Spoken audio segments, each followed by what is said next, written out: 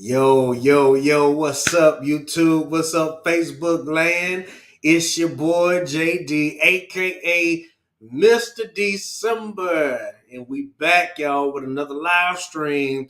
Yo, it's Tuesday. Y'all know what that means. We got another Therapeutic Tuesday up for y'all today. And for those of you that are new to the channel, right? If y'all are new to this space, every so often, right, we like to do what we call Therapeutic Tuesday, right? Because everybody has something that, you want to get off your chest every once in a while, right? Sometimes you just need that outlet just to talk about some things that's bothering you that you might see in the community, anywhere that you might see social media, news, politics, whatever. We like to try to be a little bit less structured, right? On Therapeutic Tuesdays, because we're just trying to let our hair down and have some fun and have the conversation, right? But let's go ahead and get this out of the way, y'all. We are trying to grow the channel, right? And the only way we can do that is if y'all like the video, subscribe to the channel, and share this video with anybody. Share this live stream with anybody that you think might get some value out of it, because I promise if you get value out of it, somebody else will too. And we need to have these uncomfortable and not so common conversations, right, in order for us to push forward. My goal is to help see more two-parent households in the Black community, as well as helping and encouraging men to be the best version of themselves possible. I mean, because let's just be honest, we struggle in some areas, right? So we're all about trying to get better. But y'all, I am not by myself. I've got some friends with me today, some very special people, and I need y'all to engage in the comments below, because it's going to get deep. The conversation is definitely going to get deep tonight, right? But I'm going to reverse it tonight. I got my friend, my brother, my boy. We're going to bring the men up first tonight. You feel me? I got my man, Pastor Rob, back in the building. What's going on, Pastor Rob? What's going on, man? I'm glad to be back on here with you guys, man. I actually love what you're going to do on today. I actually gave you a little snippet on what I want to talk about on today. So I'm excited, man, just to see what's going to happen and what God is going to do throughout this broadcast.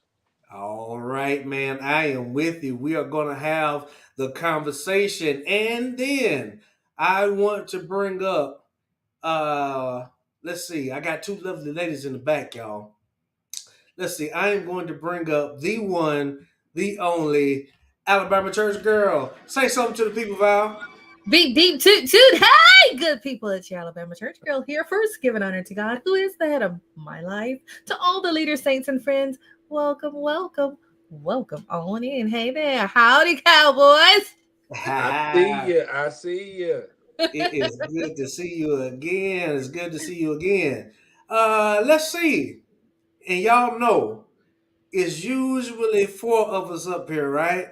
So we got one more special lady, one more special friend in the back. We've got the one and the only, the high demand Antoinette. Antoinette is in such high demand. What's going on, Antoinette? What's up? Greetings, everybody. It's a pleasure to be here as always. I love it. I love to see our faces. I miss y'all. Oh yeah, we miss you too. It seems like it's a long time when we get back together, right? Mm-hmm. Okay, I was just making sure y'all heard that. You know it. Where Okay, money all right, all reside. right. Where money I just had to reside. do something random to make sure y'all heard that for real. Okay. All right, we got the sound effects back going tonight, so we doing good. All right, so y'all, as you know, it is Therapeutic Tuesday, right? And this is where we like to get some things off of our chest. And we just kind of I'm not gonna say we wing it really, but we just go around and talk about some things that we've seen going on in the community, whether it be on our job or just in our local churches, communities, on social media, anything that affects the community. We like to just go around the horn and talk about it for a little bit, right? So I have the marching order for tonight, and it is going to go as such. First, we're going to hear from the Alabama Church Girl, and then we'll hear from Pastor Rob, right? Then we're going to go to Antoinette, and then we're going to pick it up with me last. Y'all see the title, y'all see the thumbnail. I know y'all see the thumbnail. So, do y'all know who those guys are? Well, we're going to talk about it tonight. So, Alabama Church Girl, what do you have? Wait a minute. Let me show you what we got. First of all, and this is what struggle streaming already. Okay.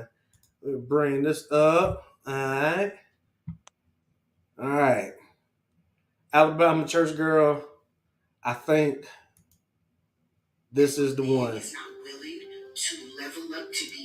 I think this is the one. You got two, right? That's Yeah. kind of related to each other. So, do you want to give us a little bit of commentary first, or do you want to just go straight into the first clip? Sure. This lovely lady is one of our sisters from right here in Montgomery, Alabama. Yes, she is. She is Pastor Ford's daughter. Okay. Yeah. So, anywho, she is a TikTok sensation. I think she does a lot of brand deals. She has a lot of brand deals that she does marketing for, which is wonderful. That's where I guess she got her footing on TikTok. But lately, she's been venturing out to other topics, and the girl is deep. She's not only cute, she's not only stylish, but she has a definitely a prolific mind, just like her father. So, I mean, she's been saying some wonderful things on what they call the tiki-taki. so yes, introducing Miss Ford.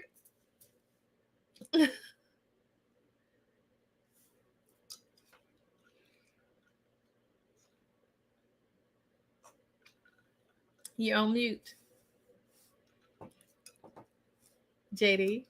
If he's not willing to level up economically, socially, spiritually, financially, emotionally, then I'm not the girl that he's looking for.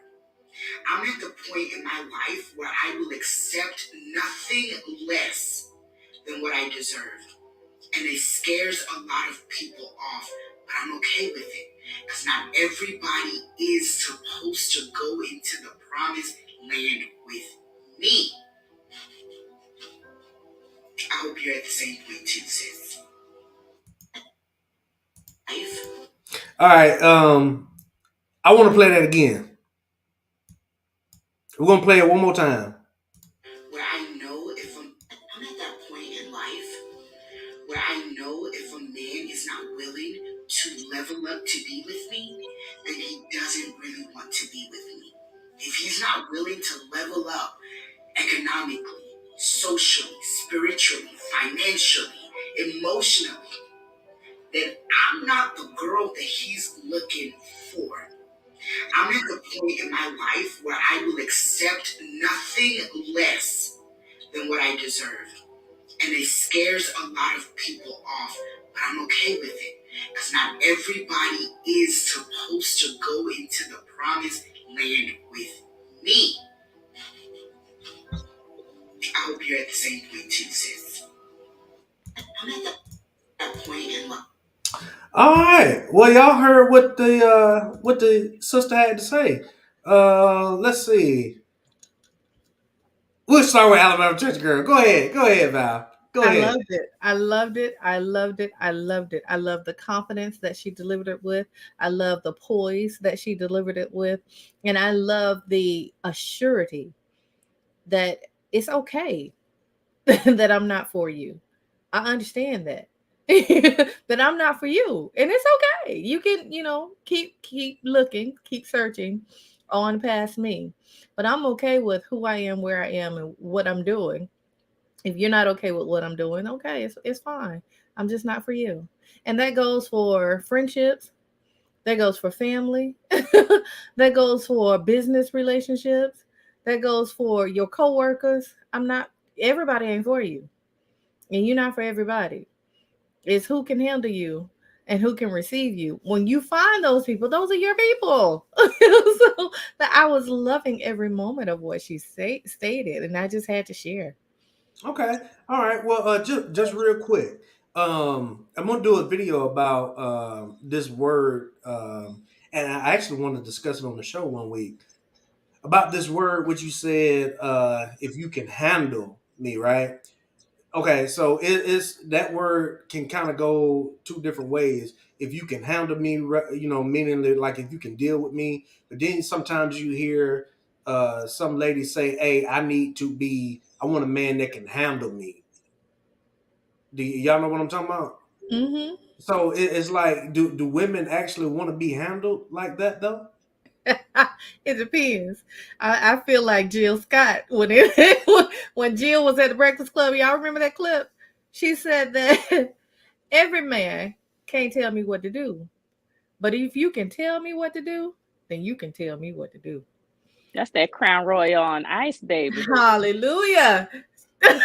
My. See, I told you we was gonna have fun tonight.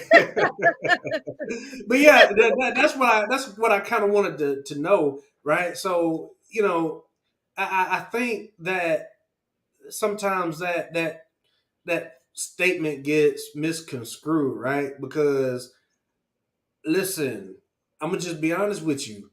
Most men don't want a lady that they're gonna have to handle. Like I got to, you know what I'm saying?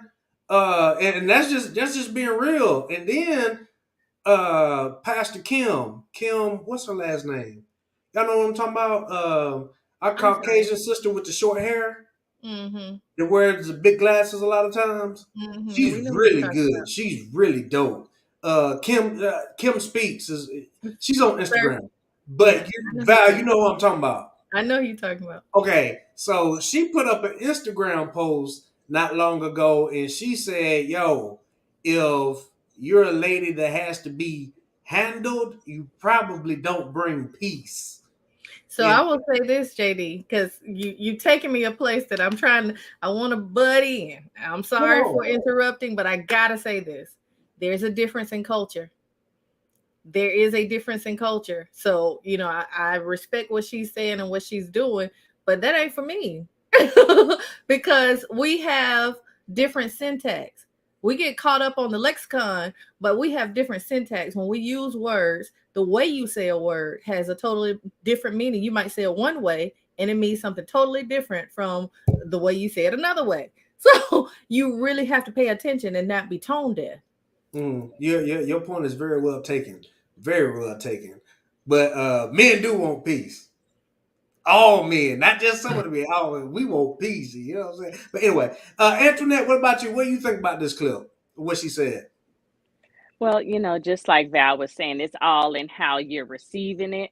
And on a relationship tip, the way I was receiving it is that, of course, you're not meant to be one for all, but the one for another. So if who you're currently with is only for the moment, so be it. They want to stay where they're at, so be it. They want to level up with somebody else, so be it. You're not meant again to be all for one. You're supposed to be one for another. And once you meet that match, then both of y'all could level up and do what you need to together. Okay, I can dig that. So let me ask you this. So, Bless you. what does this level up culture mean to women? Because I think sometimes women are saying it one way, and then us men we take it another way. And I think there might be a disconnect there between the men and women. So what do you think that means? The level up culture, because you hear that a lot, especially from women. Well, like she said, economically, spiritually, it depends on what the focus is for that individual. So it depends. But Okay. as a general standard, the economics, the peace, the tranquility, the stability. So basically, okay, say whatever, let's just say I'm on the second floor level, right? And if I'm not climbing the stairs to get at least to the third or the fourth level, that could be a problem. Is that right? It depends on what's your second level. So it depends on the individual and the situation, right? So let's say if your woman is working like double shifts and you just playing at home on video games, you are on level 0 and she on level 2, right? But if you playing video games and you making money off of them video games, then maybe we making a little bit of change here and there. So it depends on the situation as far as we're getting leveled up. Because Sierra made a song about level up, and then what happened? She prayed and she made that list, and what happened? She with Russell, and they doing the thing. Do my Mm. thing, I'ma do my thing. So that's just how it is. It depends on the person and the situation. So that would be going from Future to Russell Wilson. That would be considered a level up. Future wasn't no level. That was for a moment. That was a moment. Lonely with 10 baby mamas. Maybe he belongs to the streets. But yeah, okay. So Future's not on the level, so technically that would be a big level up for Sierra, right? Okay, all right. I'm gonna come back around with some follow up thoughts to that. Pastor Rob, you watched this twice. What do you think? Well, I listened to what she said about the whole level up thing, right? So example, when we get to even the financial part, example, right? How do women feel if their significant other, their husband, make less money than them, right? Because that can cause some issues, right? He may be doing all he can do, right? He may not have a bachelor's degree, may not have a master's, he may just have a high school education or a GED, right? So he's working a warehouse job, probably making $600, $700 a week, but he's doing all he can do, but she's making that 100,000 a year. Do you say, oh, he's not the one for me, but he treats you nice? He's doing all he can do. He's taking care of the kids. You ain't got to cook, you ain't got to clean. He's doing all he can do. So just because you don't make that amount of money that you make, you're gonna just say, hey, I can't be with him. That's just something to think about, right? Go ahead, Alabama church girl. You got her hand up. Y'all know I like these questions when it comes to finances. Right. Because it's really now if they're working together and what they want and their goals, their day-to-day goals, and they're achieving what they want out of that relationship, it can work. But what you're not gonna do is I'm busting my butt to make these 6 figures and bring it home, and I'm okay with you not making the 6 figures, and I gotta struggle with you. That's what we're not gonna do. Okay. Because if I'm busting my butt, I need you to bust yours too. You know what I mean? And I feel the same way if the roles were reversed and that man was making them 6 figures and that woman was, doing all she could do, working at the donut factory, and what he should not be doing is struggling with you. Because you got 2 adults that are full body able to work. Right. I can't believe what I'm hearing. Yeah. So even with wait a minute, JD. That was some shade right there. As many times as I have said. I can't believe what I'm hearing. JD, when y'all ask that question about who the public gonna look at if the family is thrown out on the street, I told you both of them. I'm looking at both of them. I disagree. You got 2 able-bodied adults. Both of you should be grinding to make sure that the family is taken care of. Whether my That is grind is correct. in the home or if it's on the job, both of us need to be grinding. Right. Go ahead, Pastor Rob. I'm sorry. And honestly, when we, because I'm gonna get to the other points that she said, but when we get to talking about the financial part, that's where a lot of relationships and marriages fail, because of that whole financial thing, right? Like when me and my wife first got married, uh, she made more money than me, right? And sometimes I felt like, whoa, I felt a little less than a man, but I'm out there grinding, doing what I do, right? So when God began to elevate me, so now I'm making the six, she's not, right? But it don't make her any less, right? Because we're grinding to make it happen, right? So put it like this: if something in my house go lacking, me as a man, it falls on me because I'm the head of my house, right? Vice versa, spiritually, I'm the head of my house. If my house is not lining up with the word of God, they're not going to look at the woman. They're going to look at me, because me being the man, right? Every level that young lady talked on, when it all boils down, biblically speaking, it falls on the man. Biblically speaking, I may not make the money, but I'm gonna make sure my house is taken care of, physically, emotionally, spiritually, and financially. I'm gonna make sure I'm not gonna have to level up with her. She's gonna level up with me. That's being a man. She's gonna level up with me. I'm not going to level up with her. And that's how it should be. That's how the Bible intended it to be. You see what I'm saying? Because technically, spiritually, you know what? My wife shouldn't even have to work spiritually. Biblically, she shouldn't have to work. If she wanted to, that money that she make, that's her money. It's my job to take care of my house.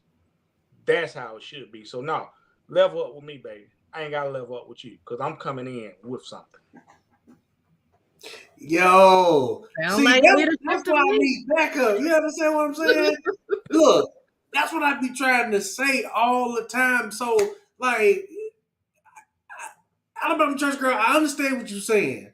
You say if the family get put out on the street, you gonna look at both of them, but you gonna side eye that man just a little bit more.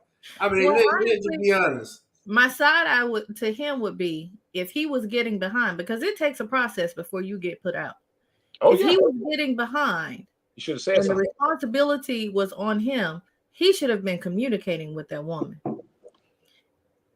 That's yes, sir. And can I say this? Mm. In a relationship, you know your limitations, right? For as me, I don't handle the bills in my house, right? My wife pays every bill in my house. Well, I say pay it, not with her money, but she makes sure the bills get paid, right? That's her duty. That's her job, right? That's not my. I'm gonna make sure the money is there. You just make sure it's paid, right? So I look at it like this: some fall behind. Babe, why is this behind and the money is there? Right? Now, if the money's not there, that's my responsibility. Robert, why the hell that money ain't there? Just you got to be honest, right? Right. I could have swallowed my pride if I know that if I make $6,000 a month and my bills are $5,500 a month, right? I got $500 to operate on, right? If something falls lacking, I know my wife don't need to get the second job. I need to get it. Or I need to look and see what is it that I need to cut that's not a necessity. Right? And Right. the problem is a lot of times we live above our means and we need to stop doing it. And that's why stuff like that happens. You gotta have something for a rainy day. You have to avoid getting put out, avoid your lights getting off, avoid your water, right? That's stuff that you need. Honestly, cell phones, that ain't nothing we just gotta have. We want them, right? That nice car you want. You want that car. You want to ride in that Mercedes, that BMW, that that Dodge Ram. You want that. You ain't got to ride in it. You want it. We mess up our relationships by the things we want and not the things that we need. Right. Yeah, you're absolutely right. Sometimes people, will absolutely miss out on their blessing on some stuff like that. But I want to address the comment on the screen real quick. And she says, or the Facebook user says, most men's ego. Yeah, so I'm guessing this is a lady. Most men's ego will not allow them to be in a relationship where the woman makes more money. There will never be equal giving, but the sacrifices must be equal. Okay, so let me address the ego part of this, and then I want to go to Antoinette and see what she has to say. It's not about ego, right?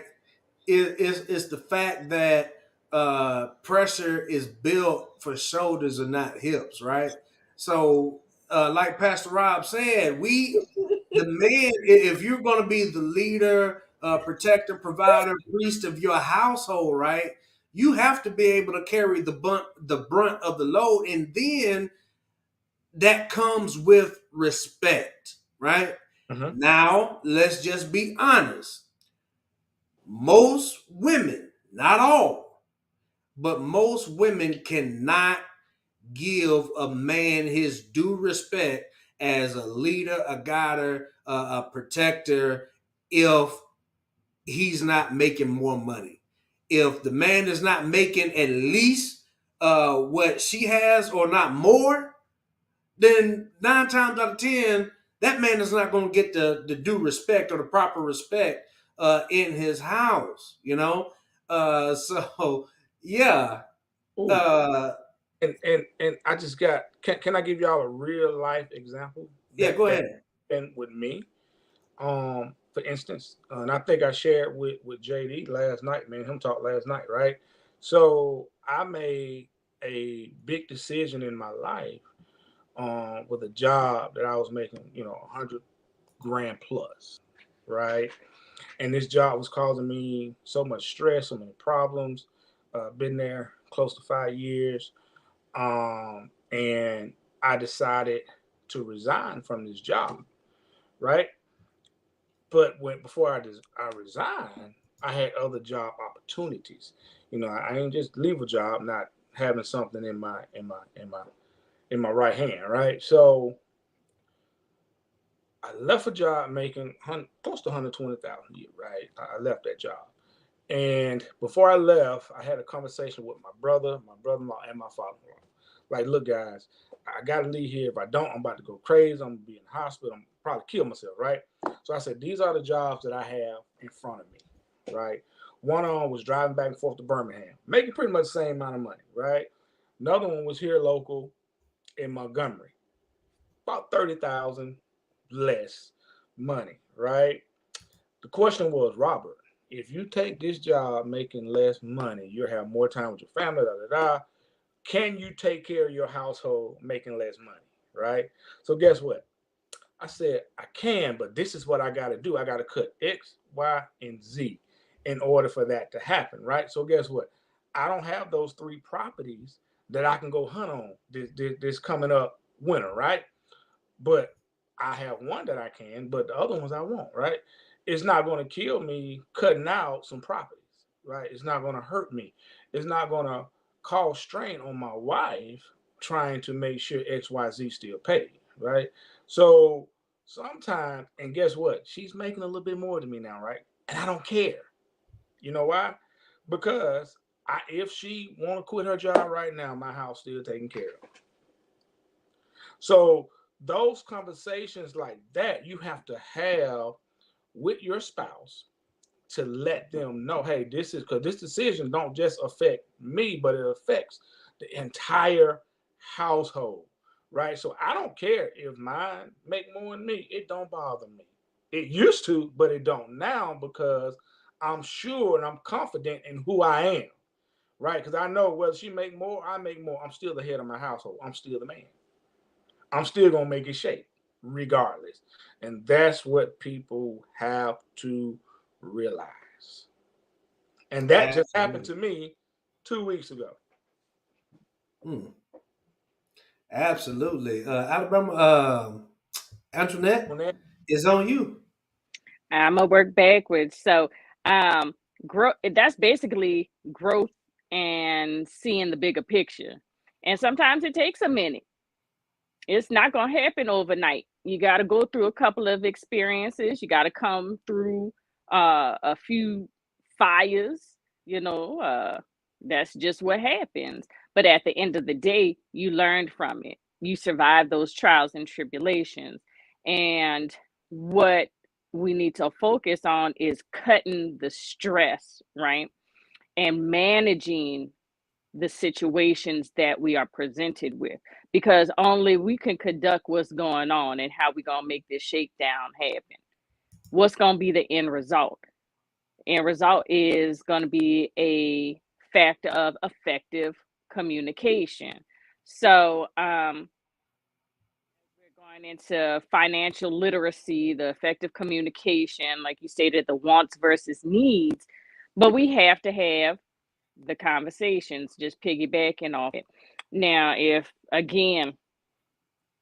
he's not making more money and not having productive behaviors besides satisfaction, which is temporary, then yeah, you're not going to get the respect.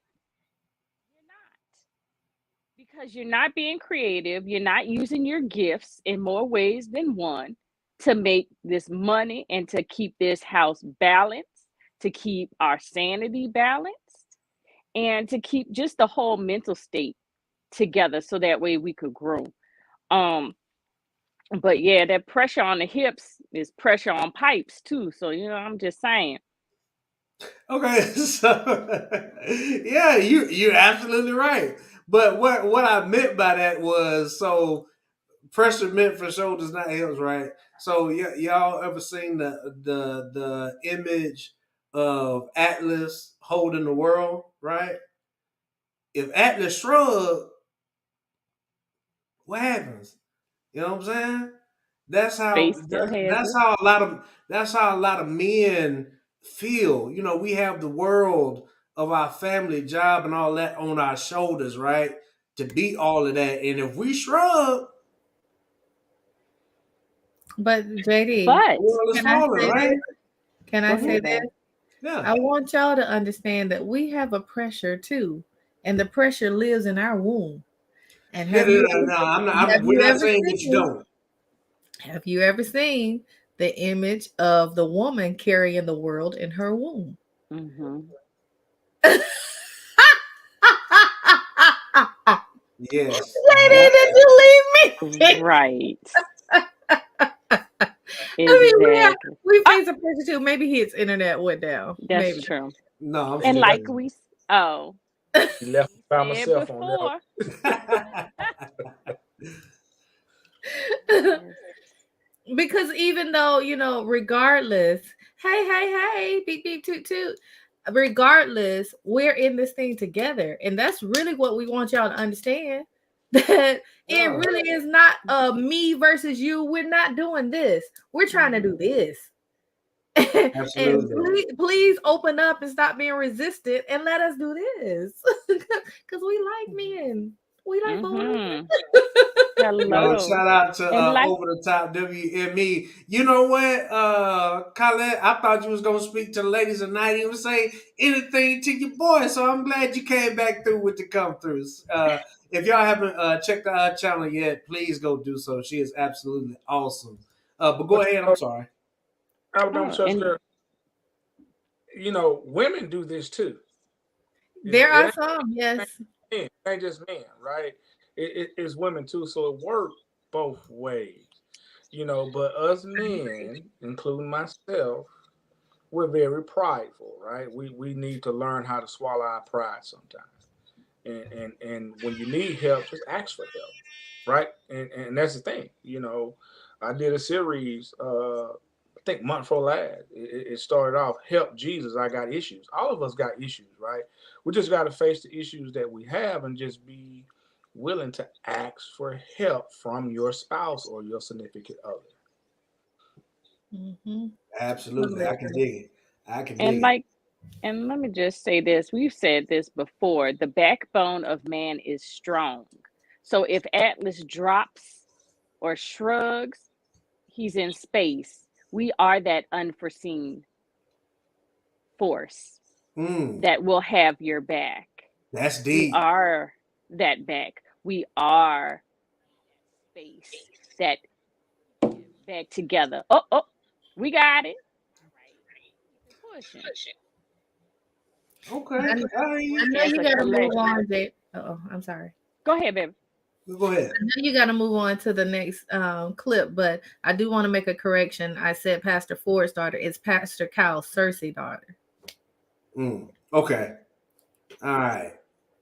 All right. So shout out to Zamaya Washington in the building. Very, very lovely, bright young lady. Thank you so much for joining us on tonight. So, y'all, I can't let this go.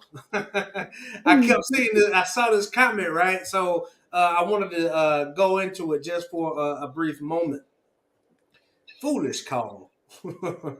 We don't mind you being the man and leading in the home, but where are you leading me to? You can't lead me to poverty while I follow blindly. Okay, so let me address that real quick. So if you are dealing with a man who is, I'm gonna just go ahead. If you're dealing with a man that's below the poverty line, that's your fault. You should be dealing with a man that clearly has something going on for himself, right?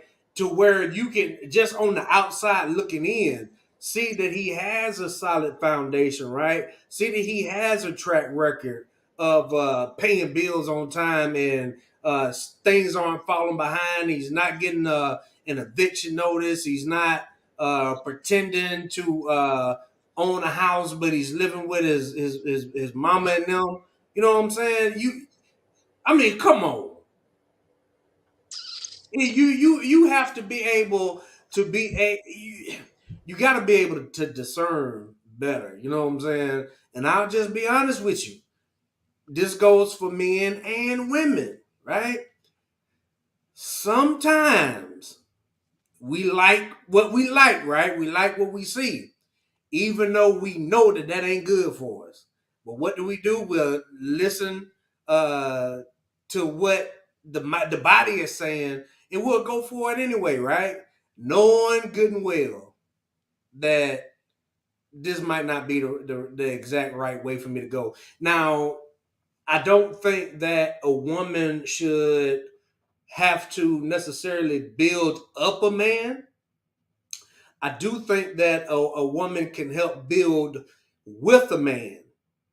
But if he doesn't already at least have the bricks to start building with, then you don't. If he talking about I got to go find some bricks and I would have had some bricks, but this happened X Y Z. I would have had the cement to start the foundation, but such and such, whoop, whoop, whoop. You know what I'm saying? If he's got it and you can see that he's already putting down the foundation, that's somebody you can build with. Now, I will say, a lot of ladies will say that they want a man that's going somewhere. They want a man that has the ability to lead, right? Be protector, provider, and all of that good stuff.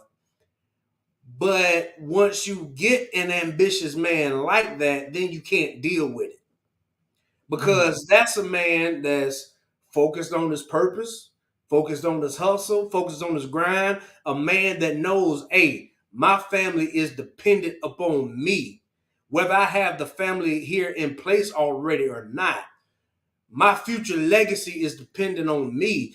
And those are the type of men that you need to be looking at, right? You should not have to try to guess and figure out where he's going in life. You should already at least have something drawn out that so you can see what he's all about. Shout out to Colette. She said if he already have things in the works, showing progress, absolutely showing those receipts. Godfather always says, "Show your work." Right? You got to show your work. You got to have something to go along with it. But y'all, we got to move on. You see, this is why we run over sometimes. You know what I'm saying? We run over sometimes, but these topics be getting good. We can't let it go right now. But I think that did somebody want to say something?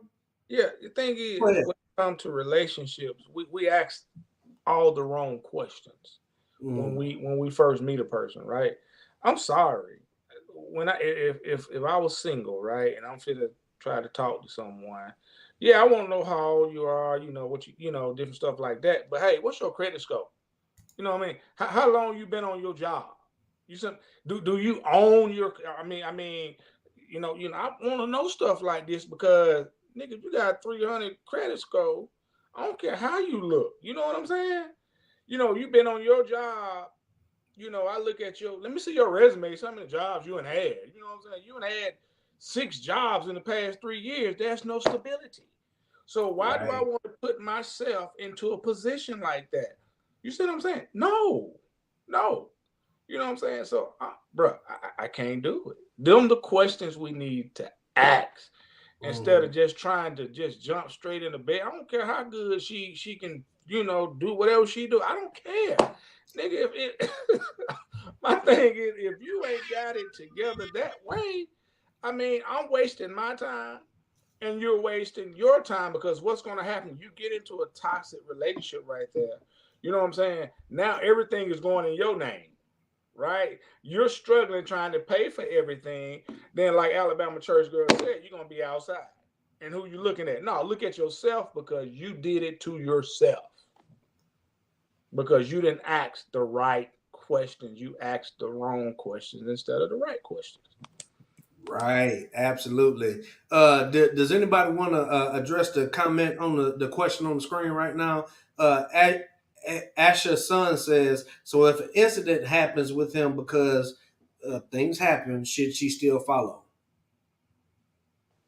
Anybody want to jump in and answer that first? I got an answer. Stuff do happen. Life happens, right? But if that person's been on the job 20 years and the job, the company just so let him go out of business, yeah, you still follow that man.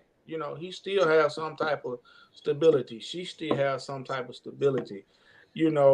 Life happens, but that's why you don't put all your eggs in one basket.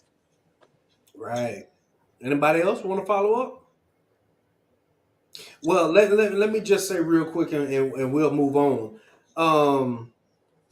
Just like Pastor Rob said, it depends on the circumstance. Now, if he's taking a significant amount of money out of the family funds and talking about Pookie and Ray Ray and them was gonna help me flip this, and then you lose all the money, and then he keep doing stuff, then you should look at who you following.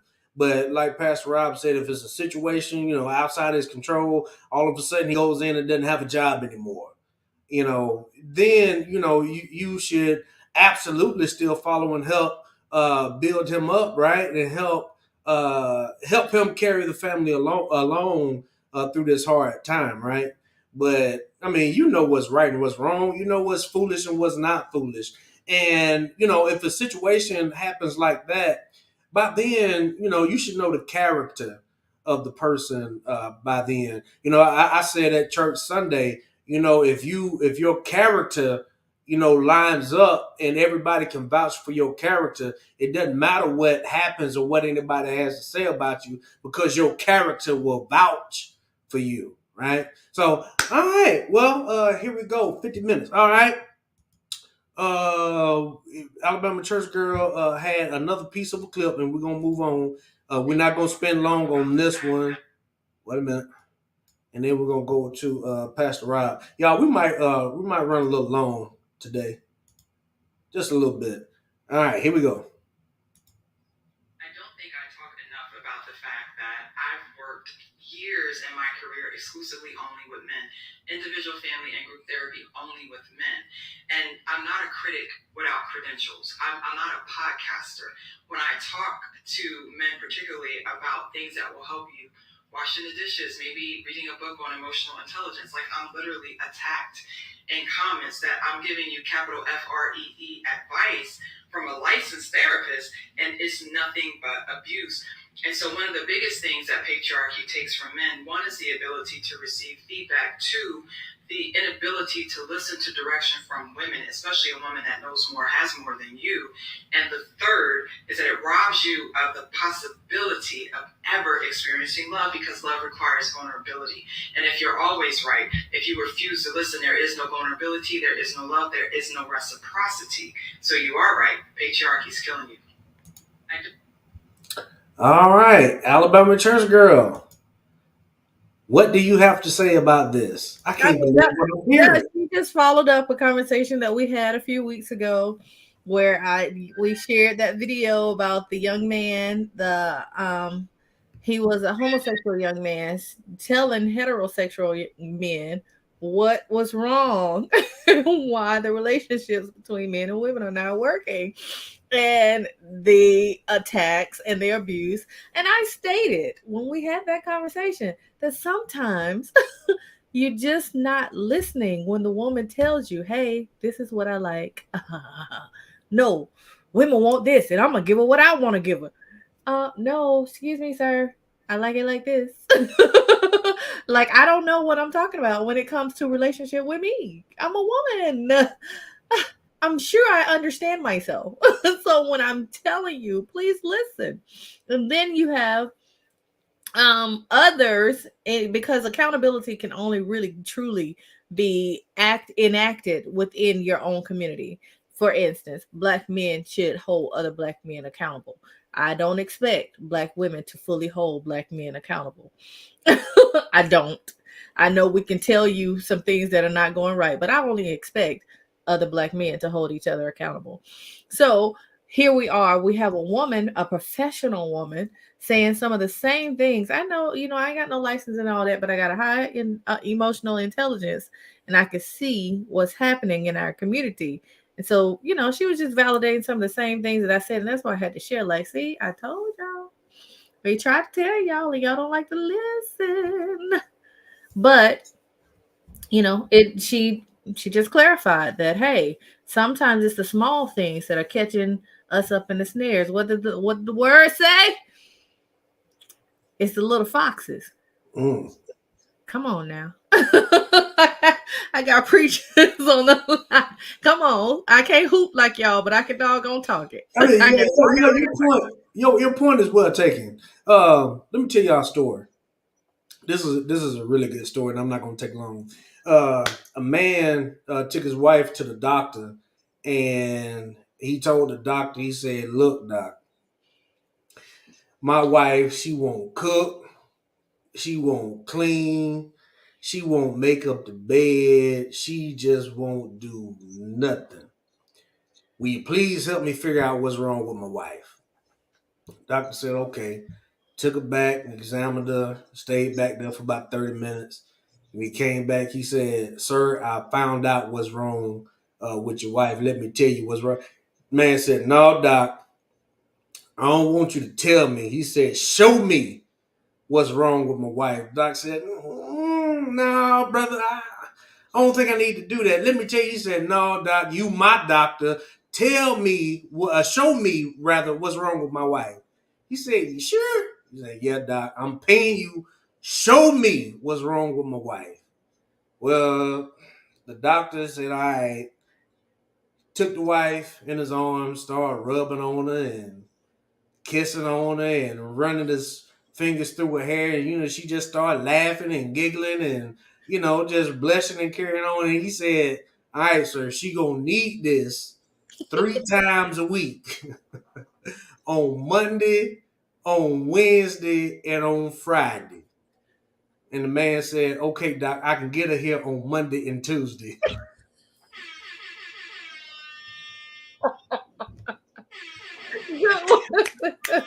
So some it was what y'all trying to say is some men don't get it, right? Right.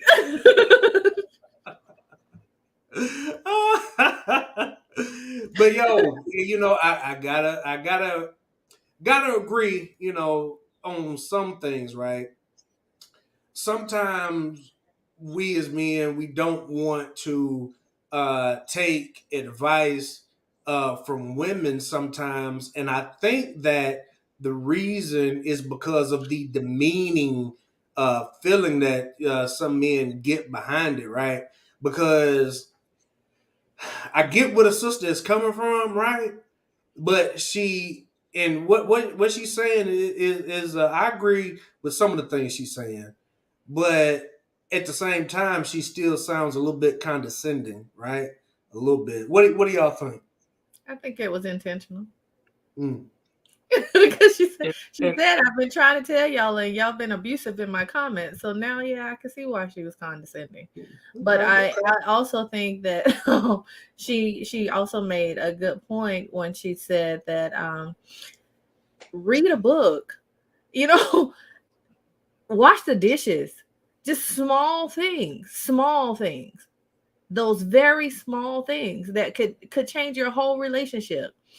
But she also made the point that patriarchy is robbing you from the opportunity of living your best life with a partner. Because just like you pointed out, a feeling of demeaning. Where did that feeling come from? Mm. Because honestly, just me personally as a woman, if I share with my husband something that I want him to correct, it's not because I'm demeaning him. It's because I love him and I want to continue an intimate relationship with you. And I want to do that successfully. So I feel like the pressure and that demeaning feeling is coming from outside forces instead of from inside your home. And that's Well, patriarchy. let me ask you this, Alabama Church girl. Why is it that sometimes, and I'm sorry, y'all, we got to move on. Why is it that sometimes ladies can say, "Hey, I need him to correct this. I need you to correct X, Y, and Z." But if he's come and say, "Hey, baby, I need you to correct X, Y, and Z," then a lot of you ladies say, "You got to accept me for how I am and who I am. And if you can't accept me for how I am or who I am, maybe you're not the one for me." What do y'all think about that? I ain't one of them ladies. Because Well, I'm so glad if you're my not. man is listen, I don't want him cheating. So if he telling me, baby, I need this, guess what? She gonna change it up. If he say I want a purple wig, guess what? She gonna change it up. I uh Okay, Alabama, Antoinette, what do you think about what she said? I mean, I concur. And I think the approach was intentional, like Val said. Um, with men being vulnerable, sometimes it's not received as such because they have been dealt or partnered with a bad egg for so long that with being with that wrong partner, they also surround themselves with a negative support system that's not receiving them in the same way. So you're kind of going through a toxic turmoil to where when you do reach out and try something different, like with therapy, your lens is so clouded that you're just like, okay, yeah, I'm not going to receive this whoop de woo woo and have that defense mechanism. Everything has to be taken in stages. And yes, you can hear her frustration, but we also need to understand the situations. We have to understand the situations. What are they being circled by? What are they dealing with day to day? And I mean, they as in men, because that's who she was speaking to at that point in time. It's just a part of communication and getting real down and dirty on why you are not wanting or receiving the information to help yourself grow and repair. mm, Mm, that's deep. Pastor Rob, what about you? well, I'm gonna start off saying this. You can lead a horse to the water, but you can't make him drink, right? Um So in so many ways, I agree to what the lady said in the clip. But a lot of times, I have to use me as an example. I can't use no one else. I can only talk about me. Um, you know, for so long, uh, in my marriage, early in my marriage, it was like, hey Rob, you need to do this. Hey Rob, you need to do that, right? So when I started doing that one thing, then I started lacking in another thing because I was so concentrated on trying to get this other thing done that what she wanted me to do. Right. So the thing is, we will put our focus on one thing instead of putting our focus on the bigger picture. So when we don't put our focus on the bigger picture, we're going to start lacking in other areas. And then that's where you start having this complaint, that complaint, not just from him, but from her. Right. And as you said, Alabama church girl, it's the small things. Right. And I was so concentrated on trying to make more money, but I was missing out on spending time with the kids. I was missing out giving my wife that quality time, maybe that back rub that she really needed. Then another nigga could have been doing it because I'm too busy trying to work, right? Instead of coming home washing the dishes, I see the dishes need to be washed, but I'm so tired now. You wash the dishes, right? So stuff like that can irritate the heck out of a woman. I'm sorry, I'm not bashing men, but guys, stuff like that can irritate a woman. How about you wash the clothes and fold them? You know, show her some appreciation, right? To let her know, hey, baby, I appreciate you, right? Because if you do that, then I guarantee you your relationship will go a whole lot further. And vice versa. Women, maybe you say, you know what, babe, I'm gonna come outside and cut the grass with you. Or I'm gonna come outside and wash the cars with you. So it's a vice versa thing to kind of balance that relationship, balancing that woman and balancing that man. And sometimes you gotta step out of your comfort zone to make each other happy. Now, that's absolutely right. I think that it definitely should be some type of balance. You know what I'm saying? And washing clothes, washing dishes, all of that stuff. That's something you need to be able to do for yourself anyway. You know what I'm saying? Like, come on. And then, like, me personally, right? Especially if both of us are working, right? Working long hours or whatever. I just wouldn't feel comfortable coming home from a long day's work, kicking off my boots, right? And just sitting on the couch, not doing anything while my wife is struggling with the kids, struggling with dinner, trying to get the lunchbox fixed, homework. That should not be. And me, I'm just the type. I want to be hands on with my kids anyway. Don't have any, but I want to be hands on with my kids. That's you should want your household to run. In some sort of order to have a good balance. Go ahead, Pastor Rob. You know, I used to be that person that you said you wouldn't do, right? Mm-hmm. I used to be that person. You know why? Because that's the way I grew up. Okay. Back in the day, when we grew up, our father just went to work, provided, blah, blah, blah. I can count on my hand how many football games my dad came to when I was playing Little League football, right? Now, he came to mine in high school, college, stuff like that. But my dad was a great provider, but he was a poor father. He lived in the house with me, but he wasn't involved in my mom. And she may be watching. I really don't care. It is what it is, right? She worked two jobs. My dad worked one. She worked two jobs. She worked from 3 to 11, 11 to 7. Right? She get Ooh. off at 7 o'clock in the morning. Same, Pastor Go Rob. My ahead. mom did the Go same. ahead and have dinner cooked. Right? When she get off. You know what I'm saying? Dinner sitting there. Dad plate already fixed in the microwave waiting on him. He worked one job. Right? He get off instead of coming home. He went to the shot house and kicked it with his boys. You know what I'm saying? So those cycles, when men, little boys see that, they tend to fall in that. right? Because they don't know better and they have been taught. So now these women that was girls seeing what their mom did and the way they mom hustled, she's not for to let just no any man come into her life doing nothing. I get it. I saw it. And that's why I was determined not to be that man.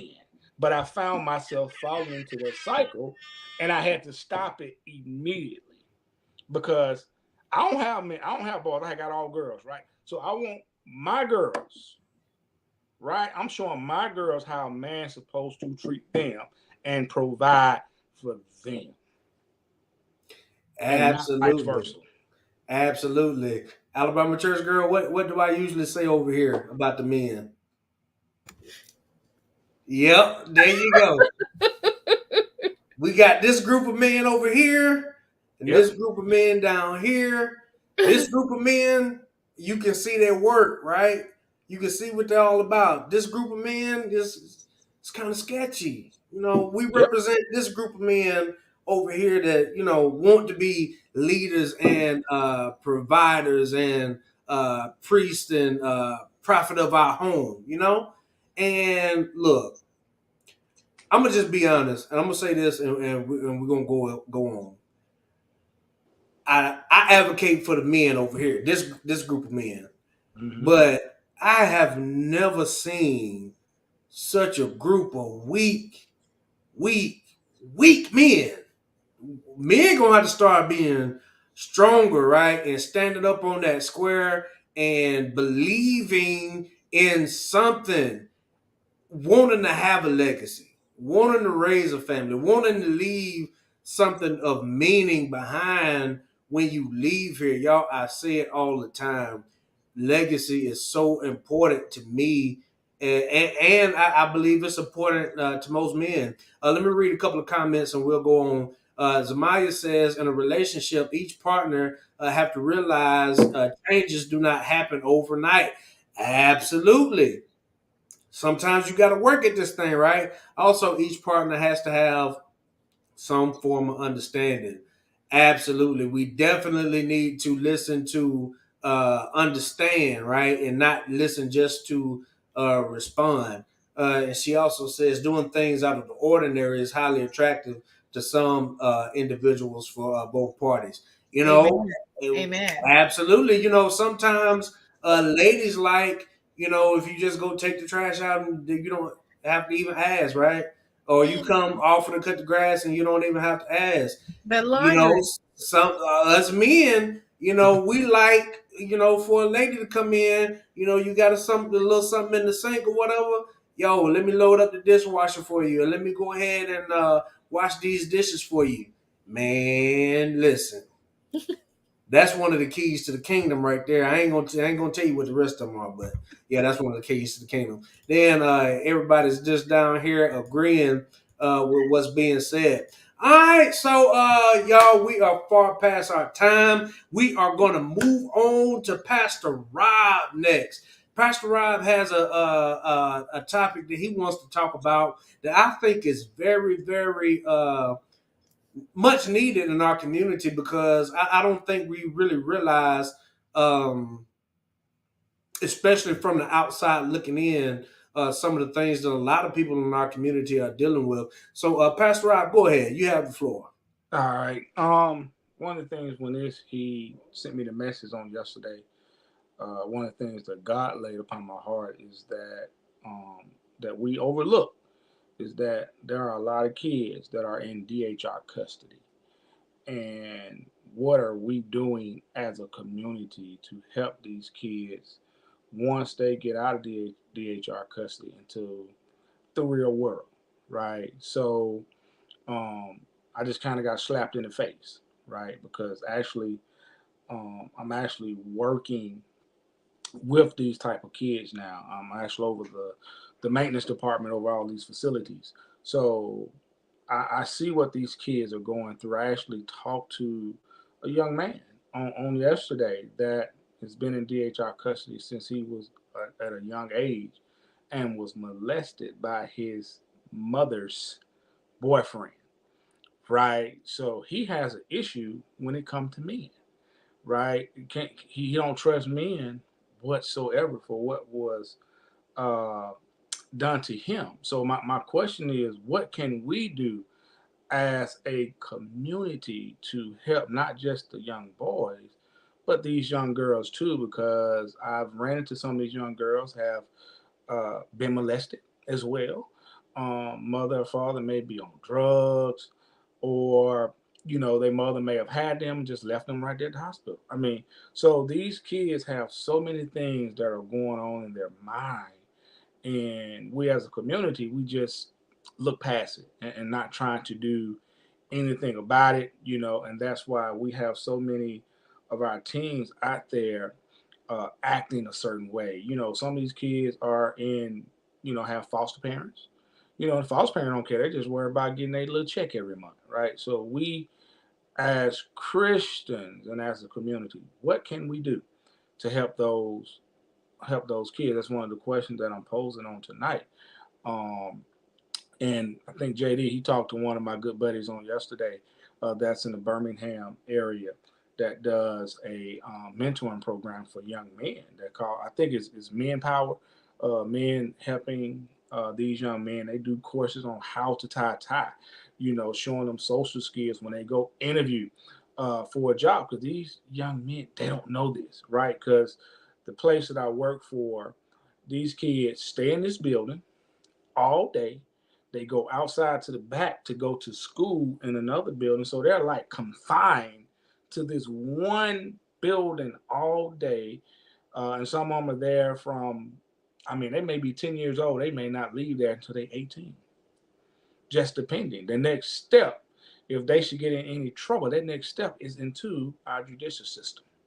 So, what can we do to help them? And that's the question that I want to pose for us tonight. What can we do to help these kids to actually get into this society that we're dealing with each and every day? Oh, let me go first because um I just believe that this is the time in the season, and we have the perfect opportunity now for more of our men that's in this category, right, Mm-hmm.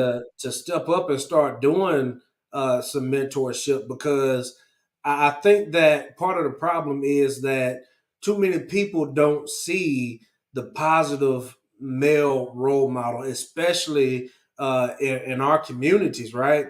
Sometimes I think that men are afraid to do a lot of things because of just the fear of the type of climate that we're in right Mm-hmm. now. And let's just be honest and call a spade a spade. When the Me Too movement came out, and don't get me wrong, I'm not against that at any way, shape, form, or fashion. But when that came out, you know, a lot of men, good men, just decided to put their head down and just keep walking along. We got to get to a place to where our men can be in a position to lead and to mentor, and then the rest of the community won't mind getting behind that, right? To push it forward. I mean, because like we talked about it some months ago about the school in New Orleans, right, where there was so much fighting every day, but then the men stepped up and came. The good men came and stepped up to give mentorship and guidance, and just to be somebody to talk to for the kids, right? And Mm-hmm. it stopped. Sometimes it and don't get me wrong, we got a lot of strong sisters out here doing that thing and standing up for what's right and trying to do what they can, but we need more men to do it too, right? And then I also think that, you know at a young age, those years growing up, why don't you see more male teachers? Mm-hmm. Think about the effect that your second, third, fourth, fifth grade teacher had on you, right? How many of them were men? Just look at the climate now. How many of them are men? And a lot of men are walking away from these types of things now because of the stigma. And a lot of men, feel like you get attacked sometimes from just being the men. So I think that if we get back to a point to where the men are in the forefront of the community, back in the day, the deacons used to come to church with knee pads on because they knew they were going to be down on their knees praying. We don't see that anymore.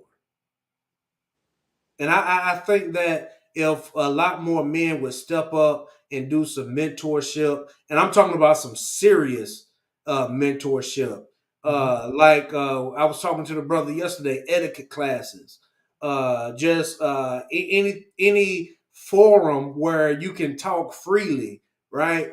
And talk about some of the things that you've been through. But I'm going to yield the floor and let somebody else go. Antoinette, what do you think?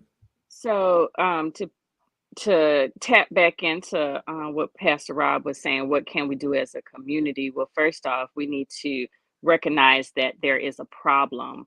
In being in mental health field for a decade now, uh, in those residential facilities, you see the most extreme cases. I had patients that um, were raised in dog kennels, and these are children. We have to recognize that there is a problem. We have to acknowledge that this is a problem. And although it may strike us in a way that we're like, oh man, I don't have to deal with it, that's what the problem is.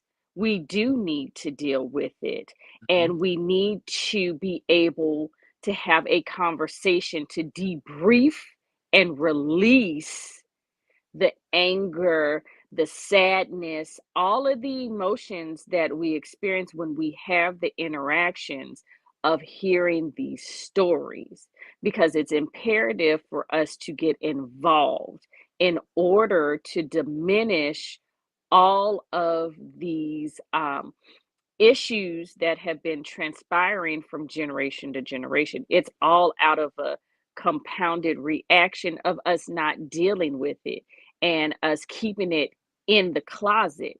These skeletons are now reforming back into full bodies and full forces, and we have got to acknowledge and recognize it. Now, besides getting involved, anybody could get involved. I had so many people that got involved, but we also have the highest turnover rate because Mhm. people may get involved because it's temporary, it's a paycheck, but they don't have the empathy and they're not sympathetic to what's going on mentally with these children that are now becoming adults, that are now in the community, and we don't know how to deal with it because we don't know how to deal with ourselves. um, Understanding that mental health is important. We have to have these conversations and understand which degrees of mania you go through, the different phases of bipolarism, the different aspects of schizophrenia, especially in men, that your peak, if you make it, I always celebrate when my Black men get to 25 and have not had a schizophrenic break, because you got up until 25 for it. It's crucial right then and there. But if we don't know that, if we don't read upon it, if we don't communicate, and we don't press on saying that this is a safe space, and with therapy, you may not be receptive to therapy right now because you don't trust or you've had these bad experiences. Sometimes you just need to be present, because these children, and because that's the example we were using with these children, what are they going to trust you for when you don't even understand the levels and things that they've experienced, and are you ready to Mm. listen to these stories? We're not ready. We could be present, but you're not ready. And they can tell that you're not ready and that you're just there to fill a space, but you're not going to fill that void. So, what's the point? So, we have got to change how we are interacting. We've got to change how we're going to be involved in order to make a difference. And that's what we could do as a community, because the mentorships and everything, it sounds great. But if you're not really going to be there and get that head, full body immersed in here and be there, we're going to keep going through this same rigmarole. And it's not fair to them. It's not fair to us. It's not fair to our community.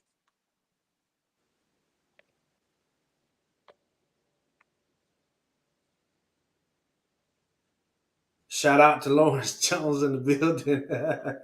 He says, if we don't create our own temp agencies to keep our own records of employment and progress nationwide, like immigrants do, we never have a bigger vision to achieve. That's deep too. Uh, we definitely got to get back into creating our own stuff, right? Kind of like what is going on with Black Wall Street over there. I love it. I absolutely love it. Alabama Church Girl, what do you have to say? First of all, I have to insert a shameless plug. Kita's Place. Google Kita's Place, because my girlfriend has a wonderful 501c3 that she is offering free virtual training for young girls, virtual mentorship for young girls. Like I told y'all, I was just out there with her in Texas a couple of weeks ago, and I witnessed, the power and the magic behind the screen. And she is serious. She is very serious and committed to these girls, seeing them, thank you very much, seeing them achieve their goals, helping them to understand that they are capable. She's bringing in other business women professionals that look like them, that talk like them, that can talk the slang just like them, but then can also go in the boardroom and make a deal, to show them that it's possible to be all that you are and be everything you want to be. That you don't have to change who you are, that the talents that God gave you will get you to where you want to be. You just have to apply yourself. And it's so powerful. It's so powerful. It's so powerful. I told her, I wish I had someone like her when I was a little girl. God knows how much further I would be along. Not to say anything against the mentors and the women that were in my life, but to have someone that will care, direct, hands on, that you can talk to like a sister, but then can also nurture you like a mama.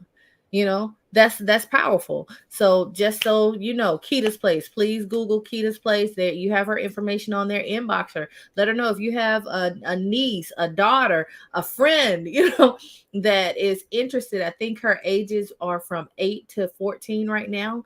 She's looking to increase that age range, but she's also looking for volunteers who would love to come on. It's a virtual mentorship, and that started during the pandemic, which worked out wonderful because she's able to mentor girls from other states. And actually, Pastor Rob, I would love to get information from the facility that you work with, because she's looking to venture out in Alabama. Gotcha. All right. I just put that information down in the description box below. And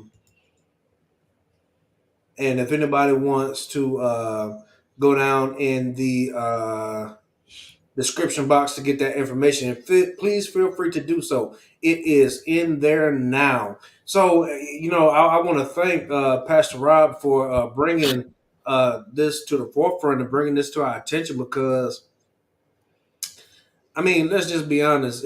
That's something we don't usually think about in everyday life, and it's definitely something that will help build the community and help move us further along, right?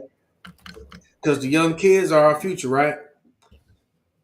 Yeah, and I just have, Absolutely. Go ahead. you know, just today, um, I before I sent one of my guys over to one of the facilities, sent a work order came in, and I said, I'm gonna go check this out. So I get over there because basically our work order said a hole in the wall, right? So I get there, and at that point the young man wasn't in the room, so I was like, I can go ahead and fix this. So I went on and cut out the spot, replaced sheetrock and all that good stuff. Started, putting mud and stuff on it. So I left to go to my daughter's school because I'm ready to coach football at her school. So met with the coach and all that good stuff. So after that, I went back and the young man was in the room, and I had an opportunity to actually talk to this young man. I said, "So, how you doing?" That's the first thing I asked. Well, how was he doing? And then I asked her why, right? Why did this take place? And basically he told me he took his head through the wall because he missed his mother,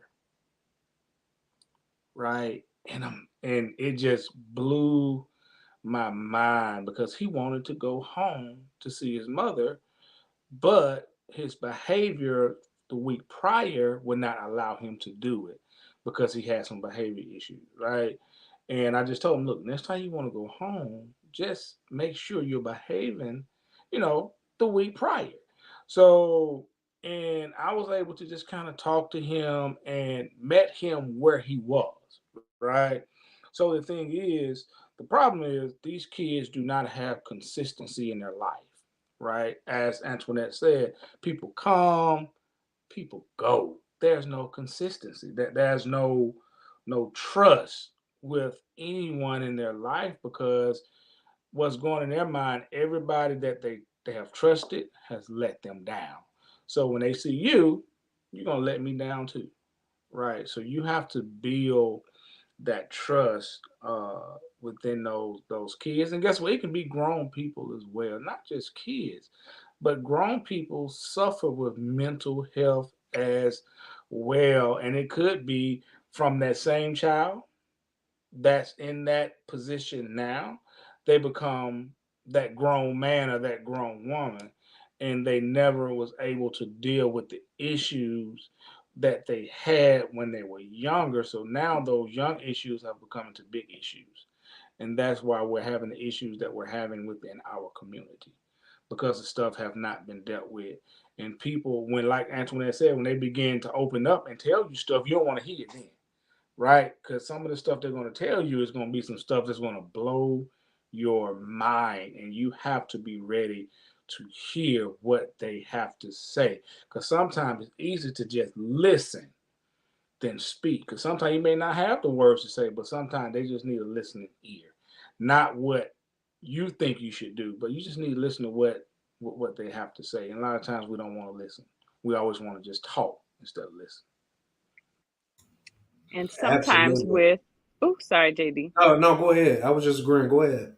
And sometimes with behavioral health, you know, even though you make that initial conversation and everything seems smooth, there's also the process of manipulation and how they're able to mold you into believing, hey, it may have been I've acted this way because I'm missing my mother, but it also could be the fact that the mother is the toxic enabler. So they're missing the fact that they're separated from the one that has been feeding them the negativity in order to react in a way that is satisfying to them because it's destructive. So, when I say we need to understand the stages and the different levels of behavioral and mental health, this is why that's important. Because let's say, hey, they had great behavior on the flow for the week and they have an hour out on the yard, right? And I say that in the yard because that's kind of the slang, once you're in the facilities, but on the yard. But then they decide to go AWOL. Or when you were fixing that room and a tool was left there and they utilized that as a shank, and the next day you find out, excuse me, that they're in a solitary room because they done attacked their roommate. So it's all about understanding the behaviors, the molding, the grooming, the manipulation. And sometimes we can't go too far into it due to HIPAA and things of that nature, but we all need to be on a supportive front and know what can and can't happen when you are speaking about mental and behavioral aspects in health and how we could help out. But not judging, because sometimes we get into the cycle of judging and being like, oh, well, this kid was good at first. We had a good conversation and then they turned into this. So I can't trust them. I don't feel like being bothered. It's a process. It's a very tiring process, but it's worth it in the end because you can make a difference. Absolutely. That's deep, and I agree with everything y'all are saying. First of all, mental health is so important in our community, right? And we're advocates for it over here. There's nothing wrong with going to church and praying, but there's nothing wrong with going to get you some therapy too. You understand what I'm saying? Sometimes it takes a combination of the two, because God did give the knowledge, right? The wisdom for us to be able to study things like this, right? And I think that we would be doing we are doing ourselves a disservice in the community by not taking advantage of that. Go ahead, Alabama Church Girl. I'm just gonna agree with you that if we can believe in taking them blood pressure pills and Viagra, we can believe in going to the other health professional, mental health professional, and taking them pills too. Why I gotta be Viagra though? Because it got your attention. Oh my goodness! See, I told you. Even when we talk about serious stuff, we have fun over here. Shout out to Lawrence Jones. Right. Shout out to Lawrence Jones in the comments. He says Black STEM can be promoted by the few Black-owned beauty product manufacturers in the U.S., pressuring beauty shops to give them shelf space in the Black shops. Bypass Oriental beauty shops.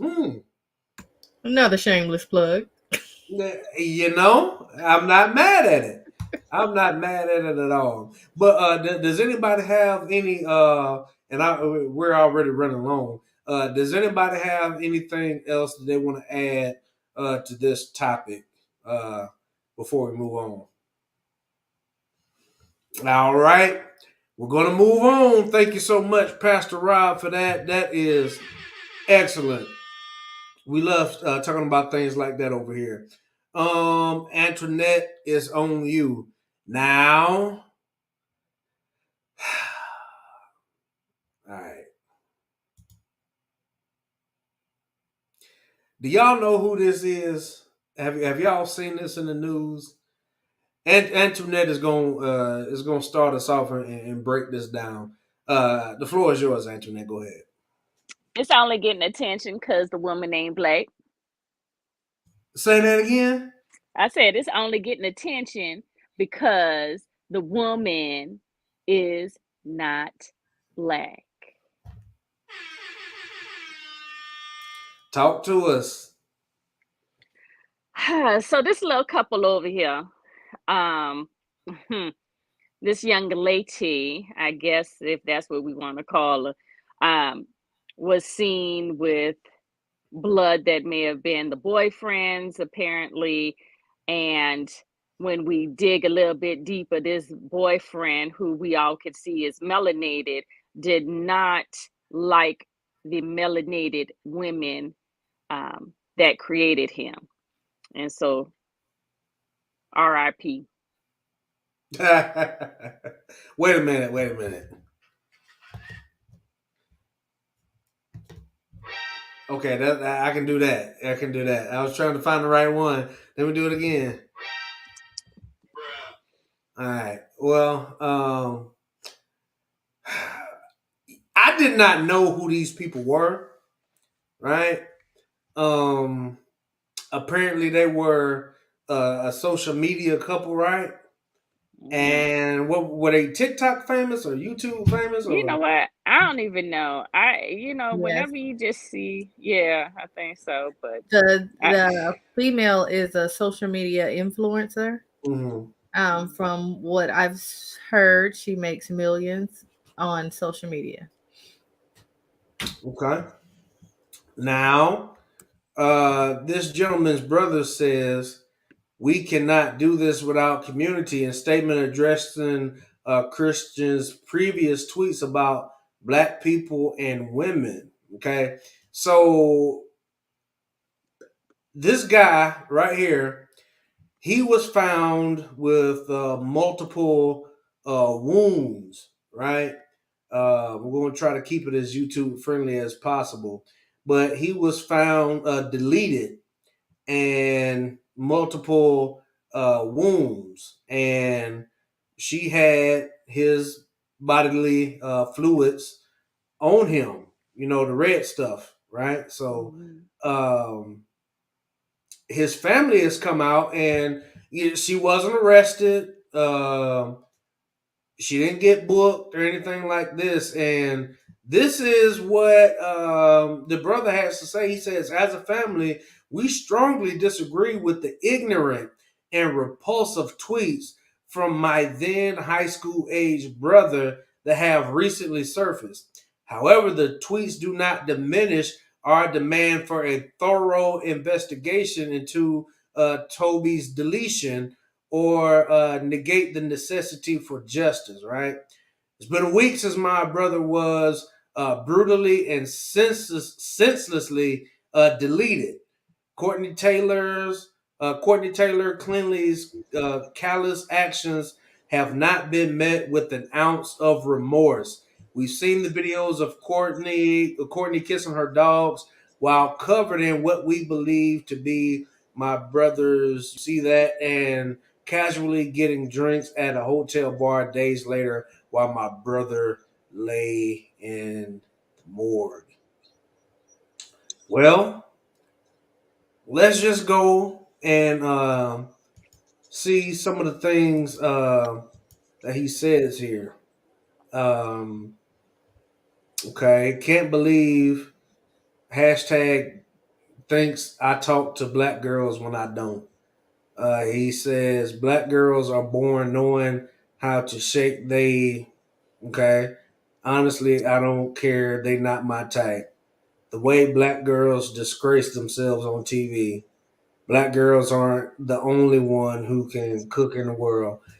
And it goes on and on and on. The thirst of black people in college. Shake my head. Now, it does sound like he has some self hate issues, right? He says, I love white people. Right. Me to girl. Okay. Um, okay. Yeah, just some outlandish stuff.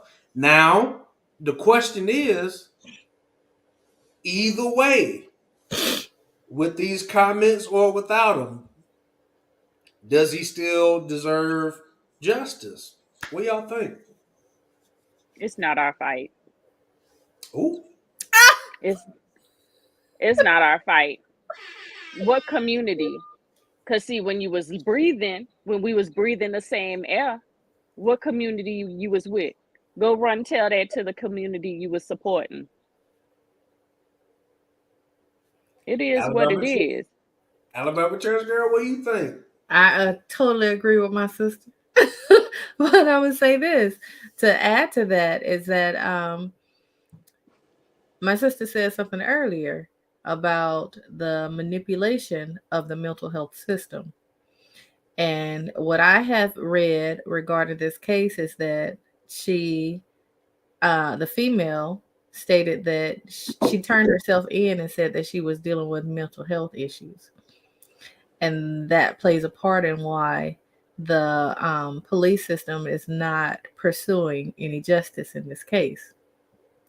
Also, I want to add is we discussed a few weeks back Black men are so upset with black women, and nobody wants to listen to nobody that black men are gonna start dating out. I made the statement. We welcome you to do that. But when you do that, don't expect these black women that been sitting out here marching on the line for y'all to toe the line for you again when you become unalive.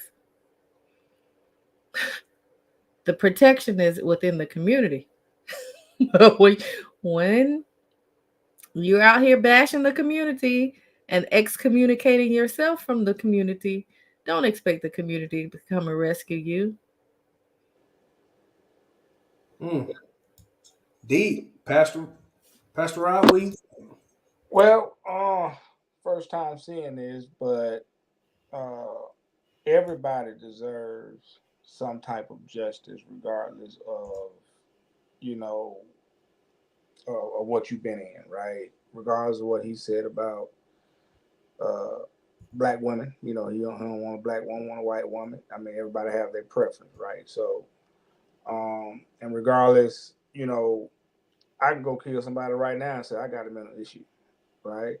But that family still deserves justice, So regardless of his situation, he deserves justice. So what if, for instance, when you had, a white man kills black man, right?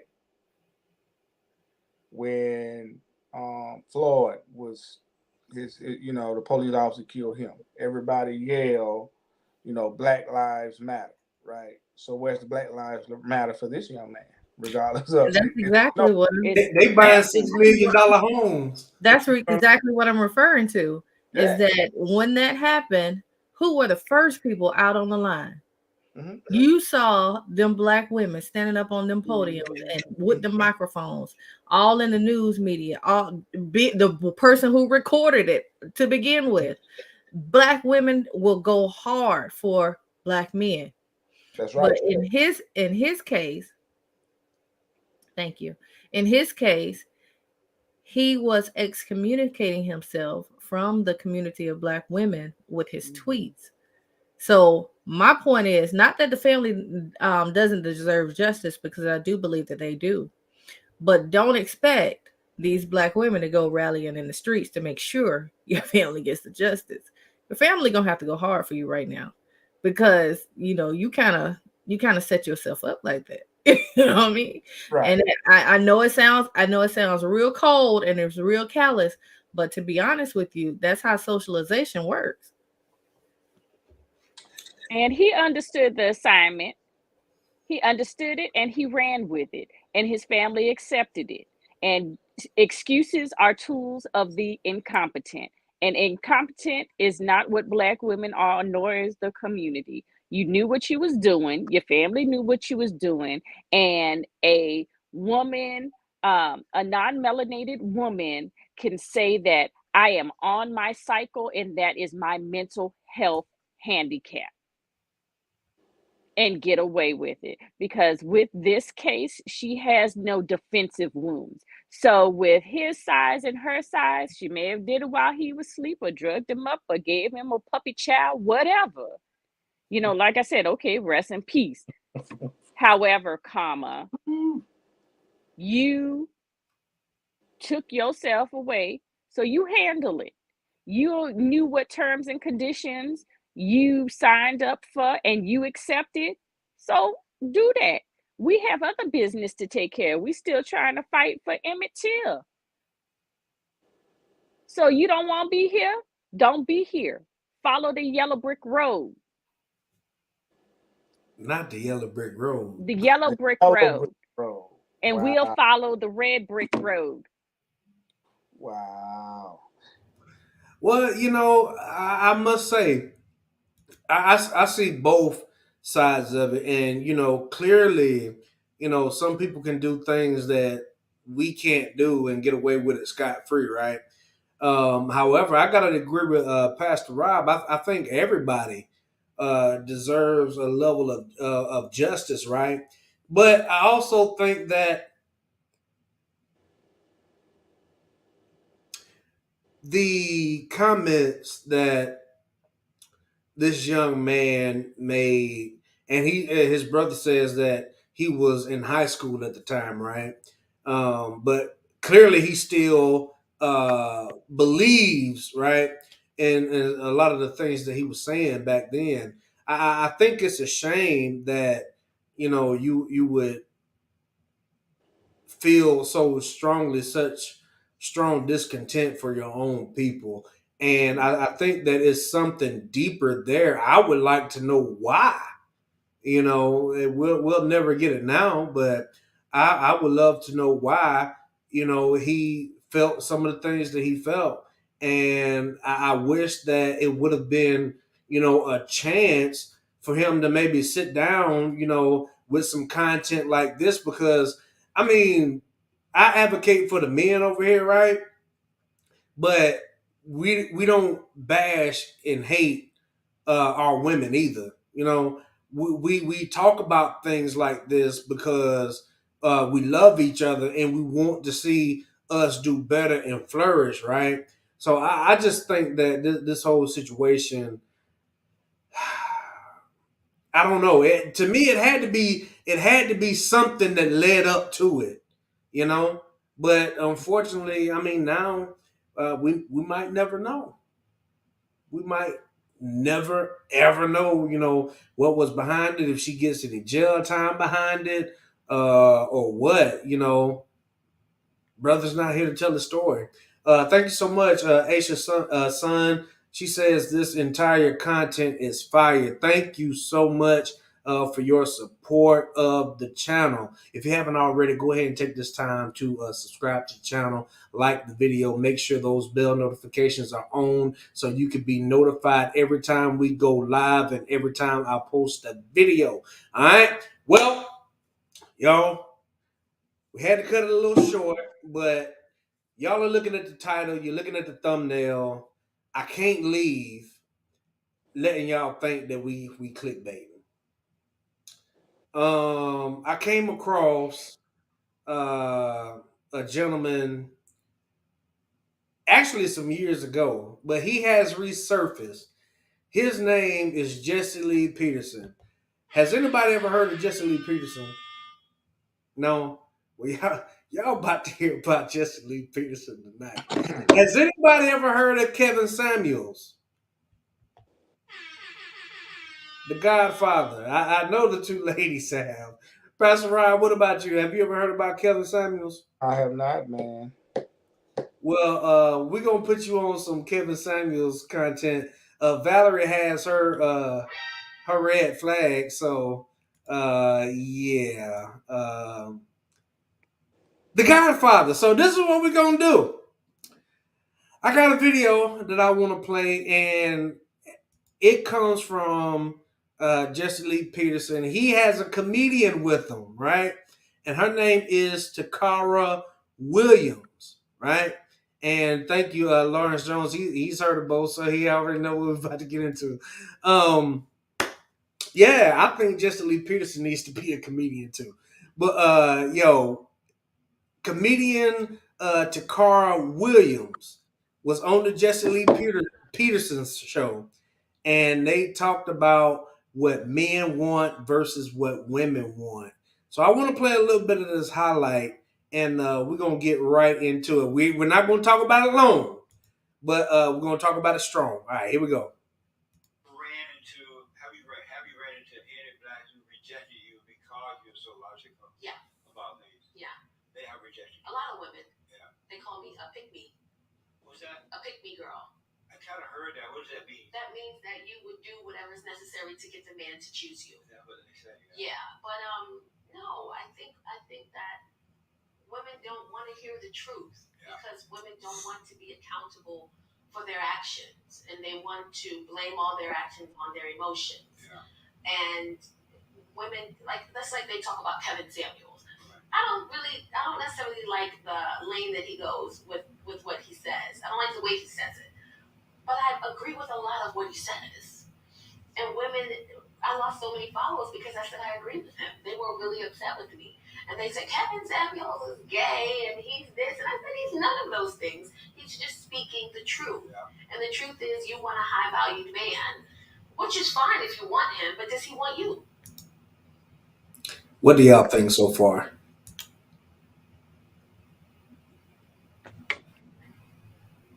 Could y'all not hear it at all? Do I need to roll it back? No, We there heard just it. is no response. Let's go a digress. little bit further. Wait, let's go a little bit further. And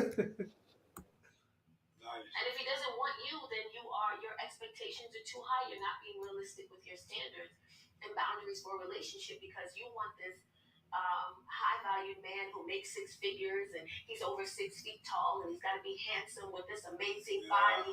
And here you are, overweight, obese, 3 kids, living with your parents, no education. Is he looking for you? And if he's not looking for you, then you're not being realistic with your expectations. Because there are a lot of good men out there who are interested in you that you are passing up because you're not being realistic. Amazing. And it's oftentimes because you idolize relationships on social media and you're looking for that. On my radio show, I have the biblical questions that I put out this week. The biblical question is, what do men and women want from each other? What do men and women want? I can only say what I want. No, yeah, you're right about that. Can we curse on this show? I don't know. Oh yeah, you can. I would have some curses. Okay, men are simple. They want to be fed. They want to be fucked, and they want fairness. That's what they ask for. They're not asking for equality. You sleep with them good. You make sure that their bellies are full, and you be fair. Yeah. That's what they want. Women want everything. Amazing. We want good sex.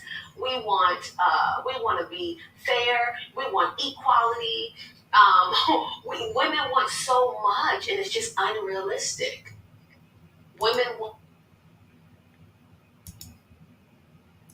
Pastor Rob, what do you think? Am I putting you on the hot seat? I just gotta keep it real, right? So, yeah, get real. I want more than those 3. Okay, I'm like her. Can I cuss on this show? You know, I don't just want a good meal. I don't just want good sex, and I just don't, be fairness, right? I want the whole package, right? I just because sex ain't gonna keep me a good meal can't. Because here's the thing, my wife don't cook. I do all the cooking in my house, right? She can cook, but that's what I like to do, right? So a good meal ain't gonna keep me. Good sex ain't gonna keep me, and being fair, that's not gonna keep me either, right? Are we connected emotionally? Are we connected spiritually? I mean, it's so many other things like that. Then, as far as women want everything, all women are not the same. You see what I'm saying? Some women are simple. Like I'm simple, right? Some women are simple. Now you got some that want the world. You got some that's, like she said, they want a man with 6 figures. They want this, but they ain't got a pot to piss in, right? So you have those, but not all women are like that.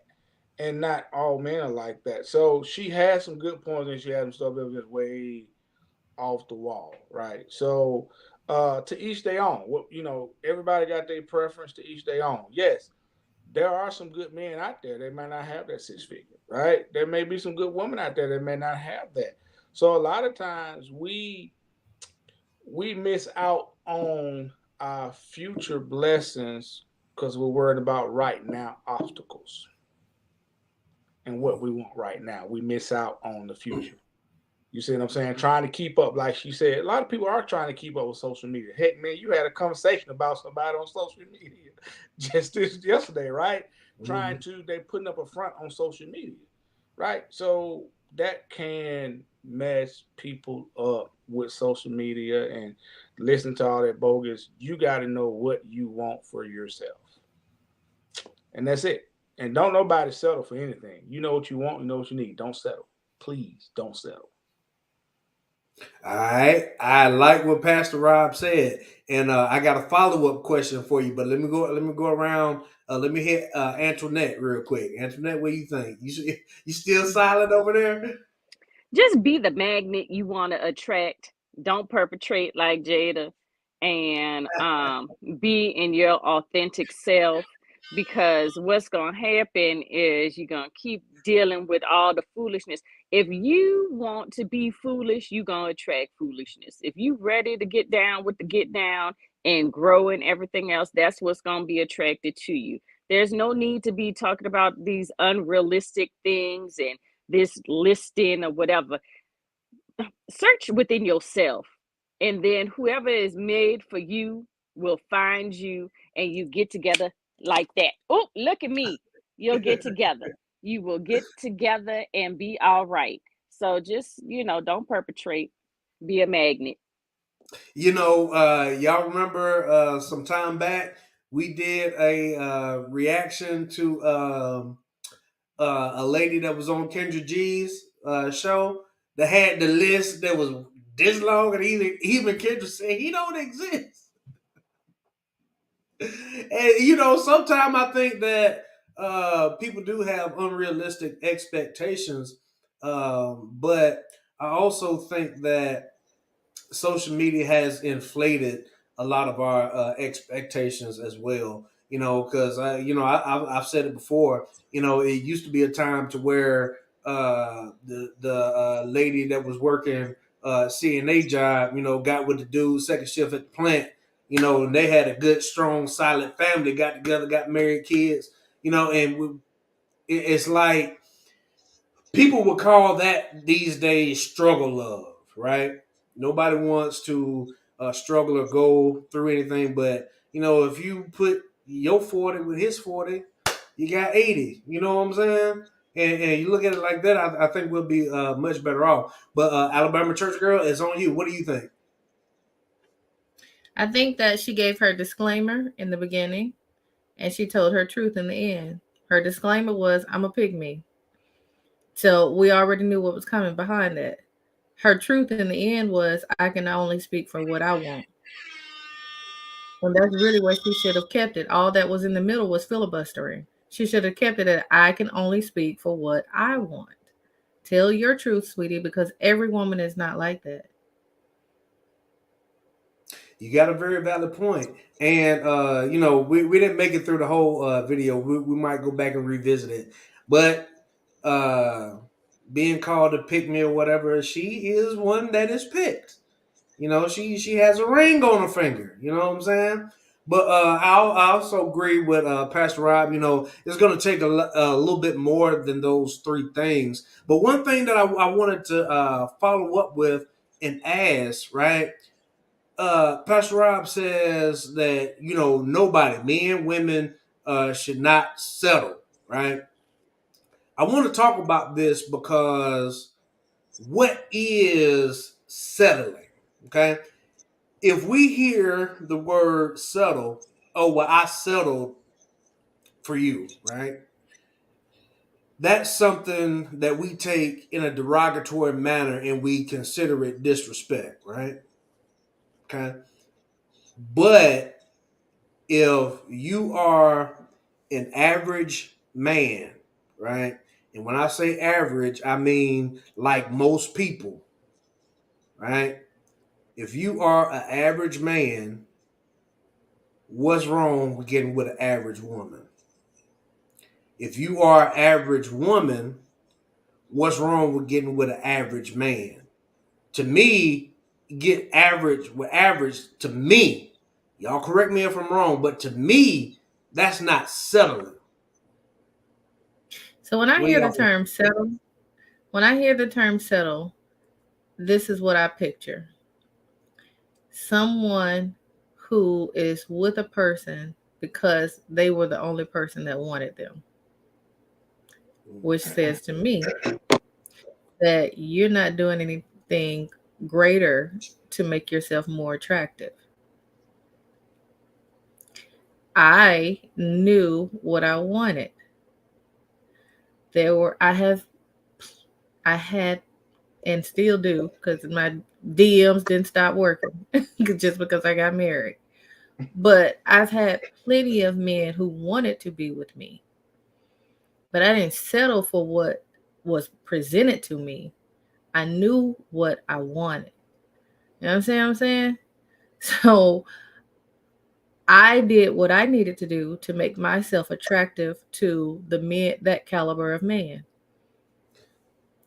And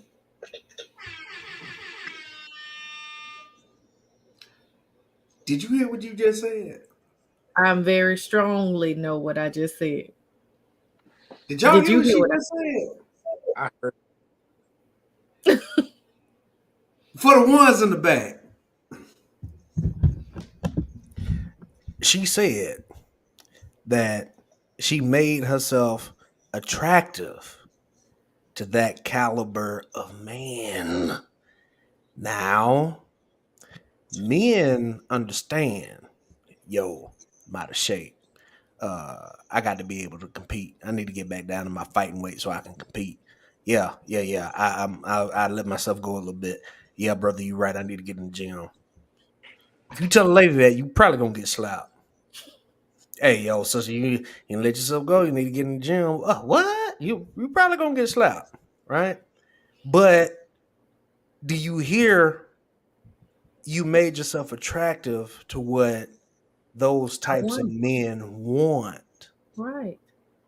So to But it goes me, deeper. that's not being a pick me.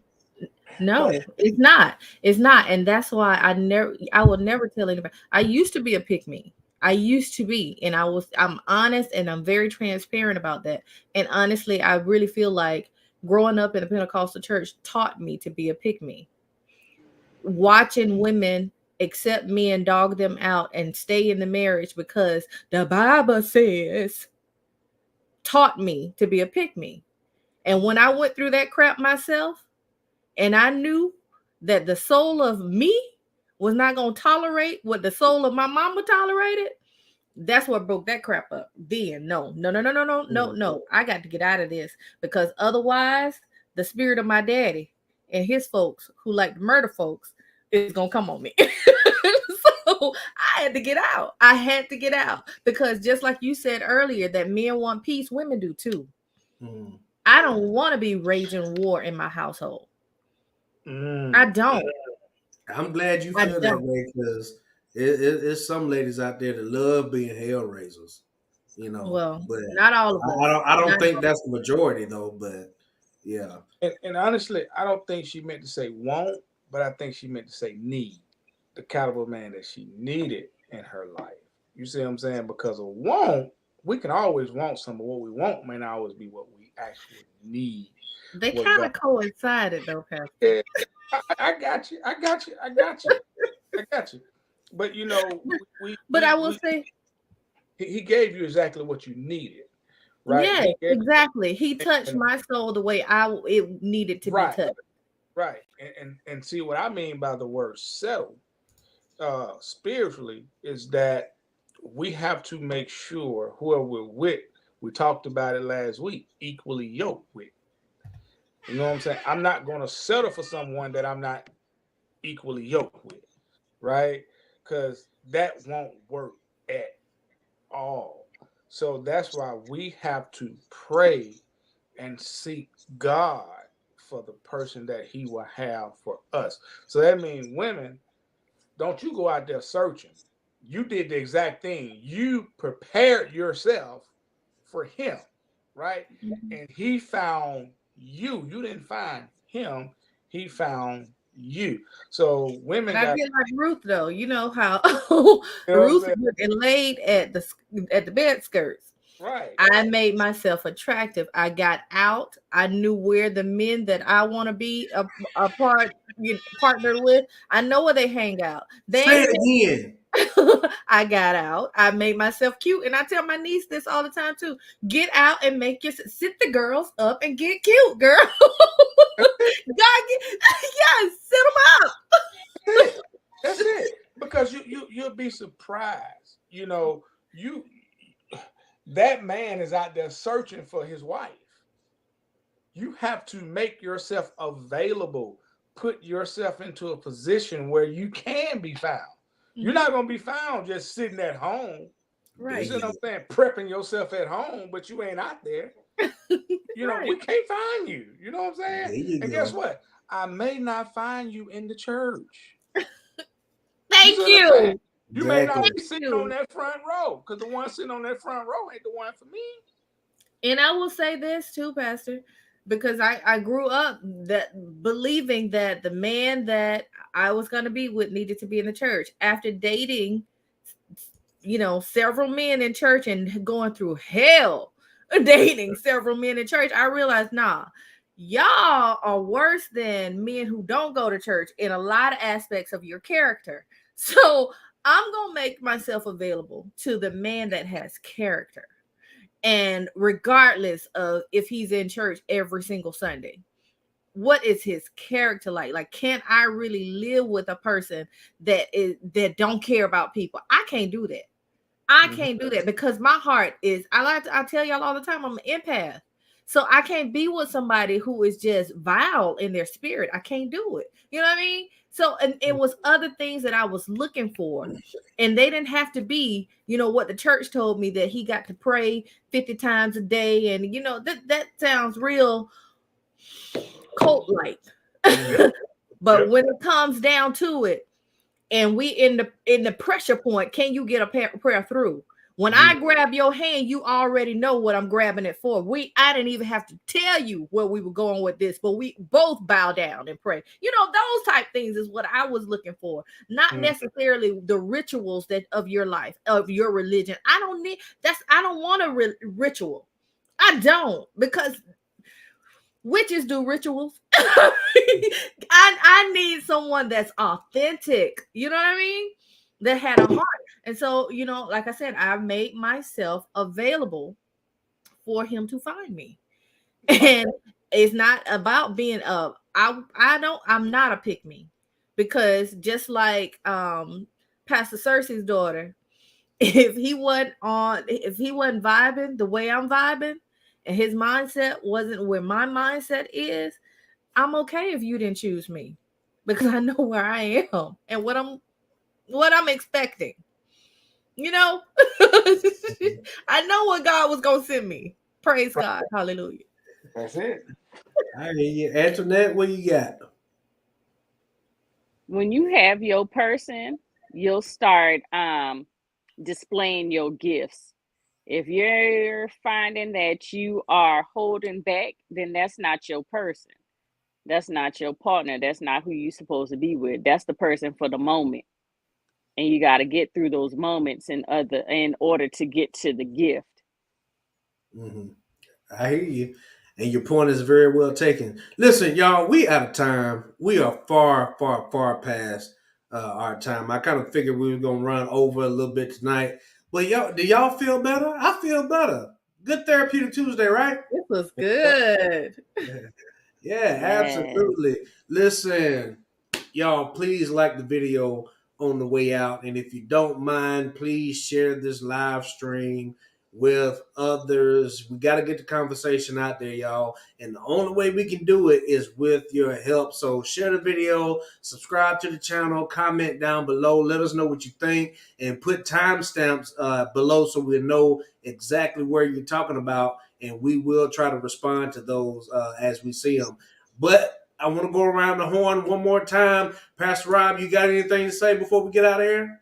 Man, listen, I'm pretty much everything's been said. Alabama church girl, like my boy said on last week, he may be in Applebee's just sitting at the bar, and that one for him may be sitting right next to him, because she made herself available. She made herself available. So, but other than that, guys, I thank you for you guys having me each these past couple of weeks. It's been fun. It has helped me grow to a point. I'm looking at things different every single day just by talking to each of you guys each and every Tuesday. Excellent. Thank you so much, Pastor Rob. Antoinette, what you got to say to the people? As always, it's a pleasure. I look forward, God willing, and the creek don't rise, to talk again. Right. And Antoinette, let me just say, I am loving the do. I'm loving it. I'm loving it. Yes. I think I And just kept cutting and cutting. It'll grow back. you See, got that's part of, energy. look, that's part, ooh, wee, that's part of that mental health. Look, it was time to take care of business. That's what's up. That's what's up. We always love Antoinette. Alabama Church Girl, what you got to say before we get out of here? I just this night was good. This was really therapeutic. We flushed a lot of different topics on tonight, so I've enjoyed and I appreciate you, JD. I don't know if anybody told you that this week, but we really do appreciate you Well, and thank you. bringing this collective together. Thank you so much. I couldn't do it without you all. But yo, we'll be back next week, same time, same place. Yo, it's your boy JD, aka Mr. December, y'all. Until next time, you two.